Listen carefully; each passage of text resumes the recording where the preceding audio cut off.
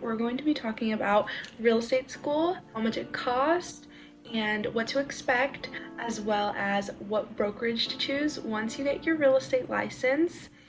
And I think that that's about it, so let's get started. So first and foremost, I did real estate school last year.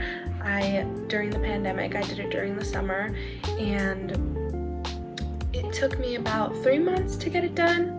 I went with Real Estate School of Nevada, but I know in Nevada there's also different real estate schools. There's Key Realty and some other ones, but I think the most known other one is Key Realty. So yeah, I did the online course. It was about $189, but I know that they have different options. I know that they have up to like a $500 course if you want to do it in person maybe. And the reason that I did it online was mainly because of the pandemic. I don't think that they had an option to do it in person.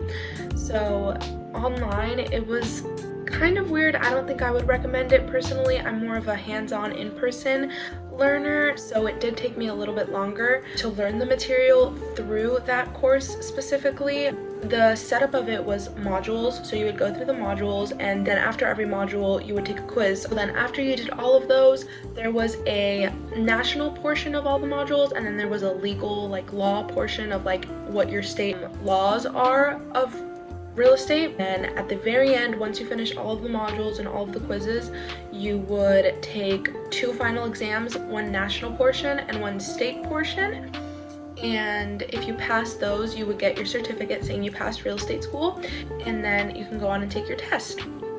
So that sucked for me. I hated that. I didn't learn anything with the Real Estate School of Nevada modules. The format was really boring for me, and it was kind of like hard to get it in my head. They do provide you with 2 textbooks, at least with the course that I chose, and I tried to get through those textbooks. Could not do it. The way that I passed my real estate test is I went through Prep Agent. Chef's freaking kiss, okay? Prep Agent, recommend so highly.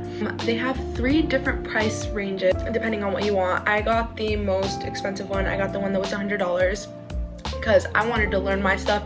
I wanted to make sure that I did not take the test twice. I did not want to pay, because the real estate test is $100, and the first time you take it, it involves the national portion and the state portion, and that's $100. But the second time that you take it, if you fail, like let's say if you fail the national portion but you pass the state, you have to pay $100 just for that national portion. It's not like they half it. It's not like 50 or 75. Nope, it's a full 100 again. And I was like, I am not wasting more money than I need to.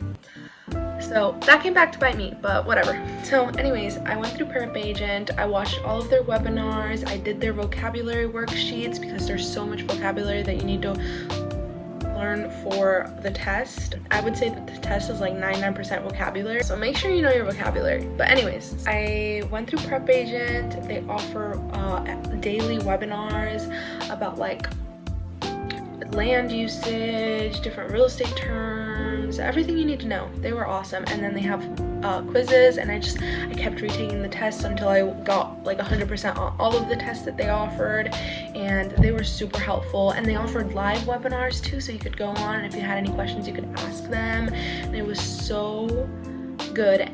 Oh, and they had a Facebook group that you can join, and like everybody on that Facebook group was super supportive and super nice. Yeah, it was a really good experience with Prep Agent, so I definitely recommend. After I passed real estate school, I signed up and took the test. The first time I took the test, I passed the national portion and failed the state portion. To be honest, I kind of saw that coming, because the state portion is only 40 questions and the national portion is 100 questions, and it includes some math. So I was like super worried for the national portion, so that's the one that I studied the most. And then for the state portion, I was like, I got it, you know, it's legal stuff, it's law, it's common sense. But I failed that one, so it's okay. Make sure you just study for both equally, even if the state portion is 40 questions. Actually, it was 50. The book said it was 40 questions, but then when I actually got to the Pearson VUE testing center, because that's where you're gonna take the test, it was 50 questions, and I was kind of shook. I was like not expecting that, but whatever. So yeah, it's 50 questions. You have to get an 80% or better, and then for the national tests, I think it's 80% or better too. But Yeah, so I failed the national portion, and then I had to take it again, and so I paid the $100 just for the national, and then I passed the second time, thank God. Then it was time to get my real estate license and interview brokerages. That's the most important part. Make sure you interview a lot of brokerages, because I've heard horror stories about real estate agents hopping from brokerage to brokerage to brokerage because they don't like their terms or they don't give them enough support. So make sure you interview a lot. So I basically just googled how do you interview or brokerages, what questions should I ask. So I'll link down below the questions that I asked them. So even before I got my real estate license, I got in contact with Waiterly Real Estate. They actually are kind of together with Real Estate School of Nevada. So Real Estate School of Nevada will send them a list of like the real estate that they have, and like Waiterly would like call them and be like, hey, are you interested in interviewing with our brokerage? And I said yes, of course. I went in, I met with a real estate agent that worked there. It was super nice. Everything was fine. I didn't feel like it was the right fit for me. Something was off. Like he answered all of my questions, everything was good. It was just kind of a vibe, you know? So interviewed with them, and then I also interviewed with Century 21. Again, good, but just something was like not right for me. I felt like I needed something more. And so then the last brokerage I interviewed was Keller Williams. And at first, actually, I was not going to go to the interview because Keller Williams in Summerlin, I live in the east side. It's like a 44-minute drive and I don't take freeways. That's another story for another day. But anyways, so I was like, I don't want to do this. Like, driving 44 minutes every single day, it just doesn't, I need something more local. I need something closer, you know? But I felt bad. I already told the productivity coach that I would go and I'd meet with them. So I was like, you know what, I'm not gonna flake. So I went and I met her, and I'm so happy that I did. So I walked into the office and it was fine, you know, it was like any other brokerage I had gone to before. And then I sat down with Shara. Shara's the productivity coach, and we talked, and she showed me all the brochures and talked to me about everything that Keller Williams has to offer and how their agents get so much training and support, and they offer this free boot camp for all the agents in the valley, even if they're not with Keller Williams, just to come in and learn and gain more knowledge. After seeing all that, I was like, you know, really good, just still don't kind of want to drive the 44 minutes. So I told Shara, it's such a far drive and I live over on the east side. And she was like, oh my gosh, wait, there's a team here in Keller Williams that is located on the east side. Have you ever considered joining a team? I didn't even know what the team was. I didn't even know there was real estate teams. I was like, there's real estate teams, what? It's crazy. So she was like, oh, let me introduce you. They're a Rossi group. Let's see if they're here in the office. And they were there in the office. And so I went to go talk with them. I think we had like an hour-long conversation. Such a good conversation. But anyways, I met the team leader. It was Ed, and his wife is the transaction coordinator. It's Mercy. They talked to me about why I got into real estate, why I wanted to be a real estate agent, everything, and they were super nice. They talked about everything that they offered on their team. They offered business cards, they offered leads, they offered support, they offered training, and it all sounded great to me. And then he told me, he was like, oh yeah, you know, we're looking for somebody who speaks Spanish. And I was like, oh, I speak Spanish, I'm Cuban. And they were like, oh my gosh, really? We're Cuban too. And then we bonded over being Cuban. So it was a good bonding experience. And after that day, I think I kind of decided they were the only team that I interviewed. I didn't interview any other teams. I was like, yes, you're kidding me, I want to be on your team. And it's been honestly great. They have an office here on the east side. It's 10 minutes away from my house. I don't need to drive every day over to Summerlin. I go over to Summerlin like once a week just to have that interaction, because honestly the culture over there is so fun and so great, and I hardly ever get any work done there because it's so fun. But that's besides the point.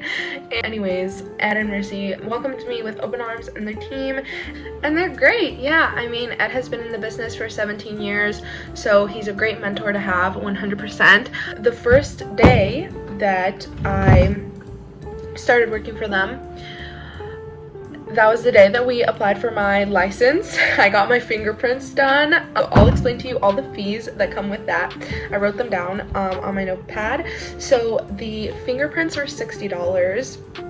The license to actually get your real estate license was $125, and the business license that you have to get, because you have to get a Las Vegas, City of Las Vegas business license, that was $250. And then my monthly Keller Williams fee to be one of their real estate agents is $40. So I got my license, came in within, I would say, roughly a month. It probably took a little longer because of COVID, but yeah, it took a month, and throughout that month I didn't have my MLS access. If you don't know what that is, you become a real estate agent, you get, sometimes it depends, certain brokerages don't require this, but Keller Williams requires you to be a part of the Las Vegas Realtor Association.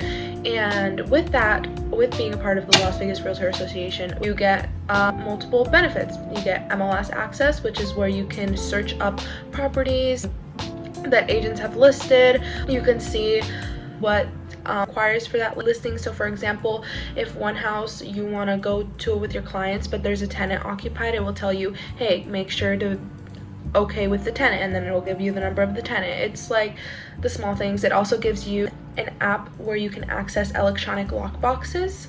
So that's what most listing agents are using right now, electronic lock boxes, and you need that to go into houses.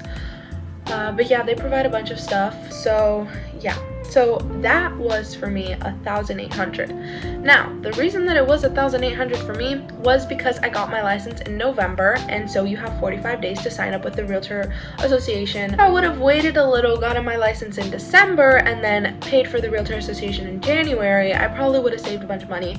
It would have been only $1,500 because I had to pay for the month of December, and the month of December was like $300 extra bucks. So, because you have to pay the association quarterly.